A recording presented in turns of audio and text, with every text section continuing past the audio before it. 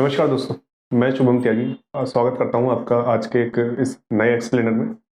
पिछले वीडियो को इतना प्यार देने के लिए बहुत बहुत धन्यवाद। इतने कम ड्यूरेशन में आपने काफ़ी सही सपोर्ट दिखाया। हमारा मकसद है कि जो इंटरनेट पर डिफरेंट डिफरेंट टॉपिक्स हैं उन पर जो असल मुद्दा है, असल न्यूज़ है, प्रोपेगेंडा से रहित, फेक न्यूज़ से रहित, उसको आपके सामने ज्यों का त्यों प्रस्तुत करना आज का टॉपिक है।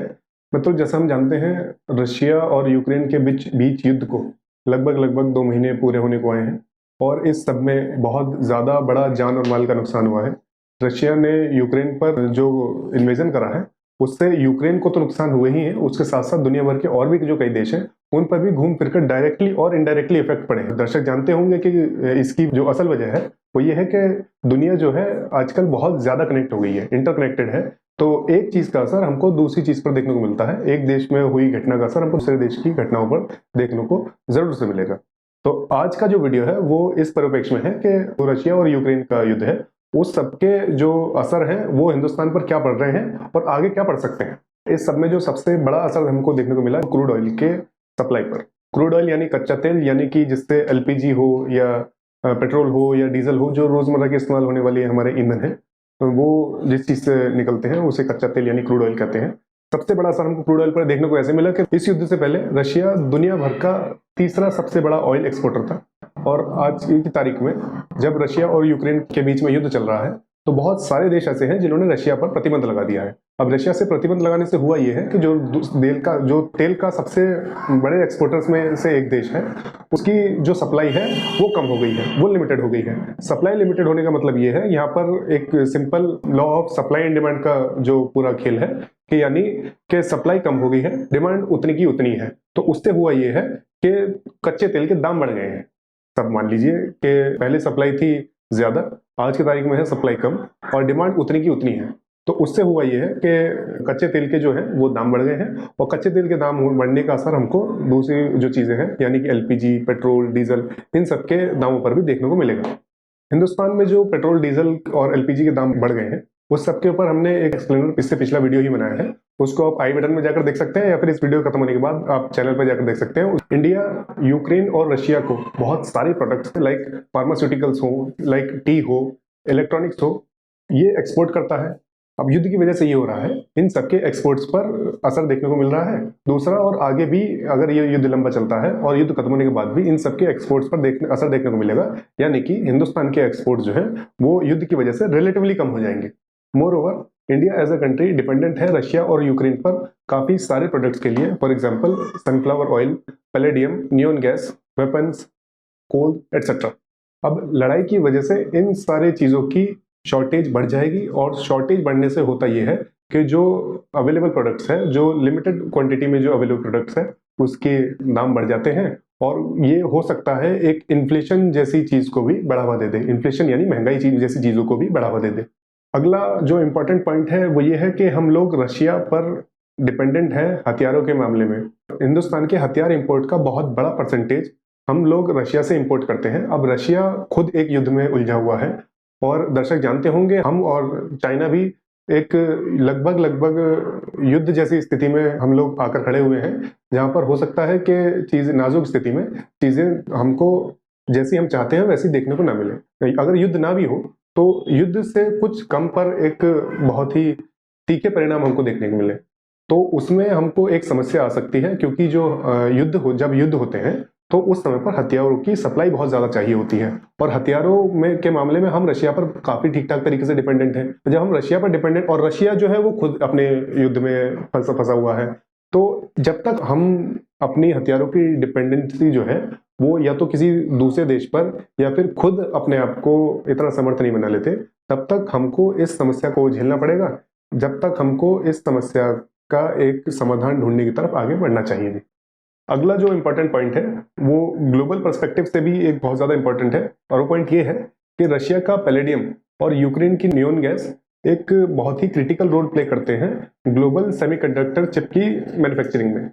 सेमीकंडक्टर चिप की मैन्युफैक्चरिंग पहले ही स्ट्रेस में है क्योंकि पेंडेमिक की वजह से सेमीकंडक्टर चिप की मैन्युफैक्चरिंग कम हो गई थी और फिलहाल अब पेंडेमिक के बाद जिन प्रोडक्ट्स में सेमीकंडक्टर चिप यूज होती है उन प्रोडक्ट्स की डिमांड बहुत तेजी से बढ़ रही है। रशिया और यूक्रेन का वॉर सेमीकंडक्टर चिप की मैन्युफैक्चरिंग पर और भी इफेक्ट डालेगा, और इस सब का असर हमको देखने को मिलेगा उन प्रोडक्ट्स पर जिनमें ये सेमीकंडक्टर चिप लगती है, जैसे लैपटॉप्स हुए, मोबाइल फोन्स हुए, ऑटोमोबाइल्स हुए। उन सबके प्राइसेस पर हमको असर देखने को मिलेगा, ऐसे कि अगर सेमीकंडक्टर चिप के दाम बढ़ जाएंगे और वो घूम फिर कर प्राइस ट्रांसफर हो जाएगा उन प्रोडक्ट्स की कॉस्ट पर, जो कॉस्ट हम लोग पे करते हैं, यानी कि रिटेल वैल्यू। जैसे जैसे एसेंशियल कमोडिटीज के दाम बढ़ते हैं, घूम फिर कर असर पड़ता है आम आदमी की परचेसिंग पावर पैरिटी के ऊपर। परचेसिंग पावर पैरिटी की डेफिनेशन आपकी स्क्रीन के ऊपर आ रही है। ऐसे में आम आदमी सिर्फ जरूरत का सामान खरीदता है, वो भी सिर्फ सर्वाइवल ओनली, और इस सबका असर हमको देखने को मिलता है दूसरे प्रोडक्ट्स की इंडस्ट्रीज पर, जो नॉन एसेंशियल कमोडिटीज हैं उनकी इंडस्ट्रीज पर। उस इंडस्ट्रीज के प्रोडक्ट्स की सेल मंदी पड़ जाती है, और ये फिर असर डालता है कंट्री की इकोनॉमी पर। और ये जो साइकिल है ये पूरी दुनिया के लिए सेम ही काम करता है, अब चाहे वो हमारा देश हो चाहे दूसरा देश। रशिया यूक्रेन के वॉर के डिफरेंट वजहों की वजह से हो सकता है डिफरेंट इंडस्ट्रीज अफेक्ट हो नेगेटिवली। इस सब का असर हमको देखने को मिल सकता है लोन्स के रीपेमेंट पर। दर्शक जानते हैं जो बड़ी बड़ी इंडस्ट्रीज हैं वो ज्यादातर वर्क करती हैं लोन्स के फॉर्मूले पर। कंपनीज लोन उठाती हैं बैंकों से और उससे अपना पैसा बनाती हैं, और जब उनका पैसा बन जाता है उसमें कुछ हिस्सा वो लोन का रिपेमेंट कर देती है और कुछ हिस्से से वो आगे अपनी ग्रोथ कर लेते हैं। नेगेटिव इफेक्ट्स की वजह से होगा ये कि उनको हो सकता है दिक्कत आए लोन्स के रिपेमेंट पर। लोन्स के रिपेमेंट से दिक्कत ये होगी कि बैंक्स के पास कम पैसा होगा, कम कैश होगा। बैंक्स के पास कम कैश होगा तो बैंक कम कैश आगे फ्लो कर पाएगा, आगे ट्रांसफर कर पाएगा पब्लिक को लोन के रूप में। इसका मतलब होगा ये कि पब्लिक को लोन्स मिलने कम हो जाएंगे। जब पब्लिक को लोन मिलने कम हो जाते हैं, मार्केट में पैसे का जो फ्लो है वो कम हो जाता है। जब मार्केट में पैसा फ्लो कम होता है तो घूम फिर कर इकोनॉमी पे फर्क पड़ता है। बैंक्स नए लोन इशू नहीं करेंगे, लोगों की परचेजिंग पावर कम हो जाती है, घूम फिर कर इकोनॉमी पर असर पड़ता है। वॉर्स और सैंक्शंस का असर पड़ता है डिफरेंट कंट्रीज और डिफरेंट कंट्रीज की करेंसीज पर भी। जैसे दुनिया इंटरकनेक्टेड है, सबकी करेंसीज की वैल्यू कम होगी, और हम भी दुनिया का ही हिस्सा है, हमारी भी कम होगी। अब इस सब सारे कहानी के बीच में एक अच्छी खबर इंडिया के लिए ये हो सकती है, वो ये कि रशिया और यूक्रेन कंट्रीब्यूट करते हैं दुनिया भर के गेहूं एक्सपोर्ट का लगभग 25%। अब दोनों देश इस समय युद्ध में हैं। उस युद्ध की वजह से वो जो कमी है जो रशिया और यूक्रेन अब पूरी नहीं कर पाएंगे, उसको हो सकता है कि इंडिया पूरी कर दे। इंडिया के व्हीट के एक्सपोर्ट जो है इस बार बढ़ सकते हैं। इंडिया जो है 25% का जो गैप है उसको फिल कर सकता है। इनफैक्ट इजिप्ट और टर्की से तो बात भी चल रही है इंडिया की regarding this export of wheat. हो सकता है कि डील सफल हो जाए और इस बार गेहूं के का जो एक्सपोर्ट है इंडिया की तरफ से, उसमें इंडिया अपनी एक अलग पहचान बना पाए। अब आते हैं इस वीडियो के कंक्लूजन पर।